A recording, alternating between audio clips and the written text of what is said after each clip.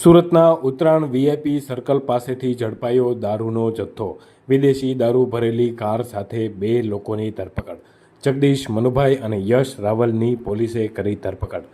4 wheel car લઈ અને પસાર થતા બંનેને પોલીસે ઝડપી પાડ્યા। ઉત્તરાયણ પોલીસે બાતમીના આધારે કારને આંતરી અને તપાસ કરી હતી। રૂપિયા 2.73 લાખની મત્તાનો વિદેશી દારૂનો જથ્થો મળી આવ્યો। દારૂનો જથ્થો 4 વ્હીલ કાર સહિત પોલીસે 4.33 લાખનો મુદ્દામાલ જપ્ત કર્યો છે। દમણના દીપક ઉર્ફે રઘુ નામના બુટલેગરોને વોન્ટેડ જાહેર કરાયો છે અને ઉત્તરાયણ પોલીસે આ મામલે વધુ તપાસ હાથ ધરી છે।